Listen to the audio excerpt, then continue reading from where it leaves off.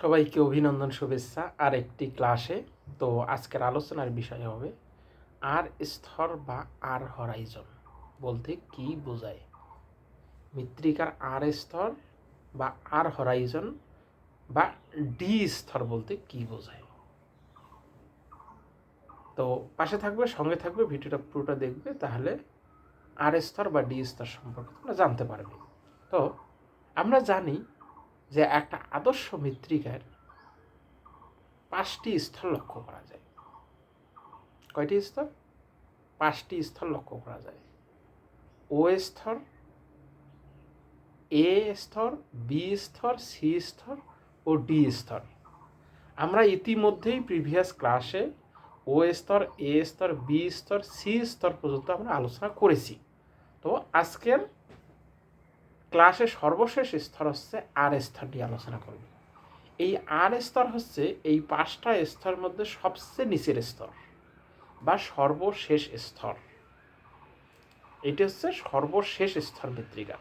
হ্যাঁ, এটি সি স্তরের নিচে অবস্থান করে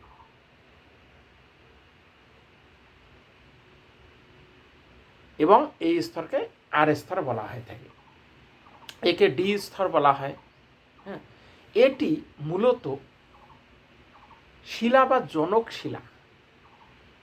এই জনক শিলার আবহবিকার কি হয় আমরা জানি, জনক শিলা আবহবিগ্রস্ত হয় এবং কালক্রমে কী হয়, পরিবর্তিত হয়ে বা পরিবর্তন হয়ে মৃত্তিকার সৃষ্টি হয়। এই ডি স্তরের উপরেই মৃত্তিকা সৃষ্টি হয়ে থাকে এবং যে আবহবিকারের যে কার্যকলাপ অ্যাক্টিভিটি সেটা এই স্তরের উপরেই লক্ষ্য করা যায়, মনে রাখবে। তো আমরা যদি দেখি যে এই ডি হরাইজন বা ডি স্তর, যাকে প্রায় আর হরাইজনও বলা হয় বা মাটির গভীরতম স্তরও বলা হয়, তার বৈশিষ্ট্য হলো, একটা অন্যতম বৈশিষ্ট্য, এটি অক্ষত। কেন? যেহেতু মাটির নিচে অবস্থান করে আছে এবং কঠিন শিলা দিয়ে গঠিত, যা একে বা এর উপরের মৃত্তিকা স্তরের ভিত্তি হিসাবে কাজ করে। মানে যেহেতু নিচে অবস্থান করছে, এই স্তরে, এই ডি স্তরের উপরেই বাদবাকি মৃত্তিকার উপরের স্তরগুলো অবস্থান করে আছে, এই জন্য এই স্তরটি মৃত্তিকার ভিত্তি হিসাবে কাজ করে। এতে জৈব পদার্থ কম, স্বাভাবিক কম হওয়ারও কথা, যেহেতু নিচে অবস্থান করছে। এখানে যে যৌবিক বা যে মানবিক, যৌবিক বা যে কার্যবলীগুলো বা কার্যকলাপগুলো সেখানে সেরকম হয় না। হ্যাঁ, বা এই স্তরের মধ্যে বিভিন্ন রকমের যে উদ্ভিদের শিকড় বা ডালপালা সেরকম খুঁজে পাওয়া যায় না, সেরকম প্রাণীরও কার্যকলাপ বা অ্যাক্টিভিটি এই স্তরের মধ্যে দেখা যায় না।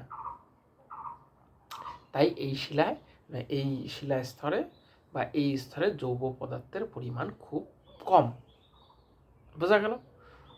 তার মানে মেইন কথা, জৈবিক কার্যাবলী কম হওয়ার কারণে এই স্তরে কিসের অভাব? জৈবিক পদার্থের অভাব।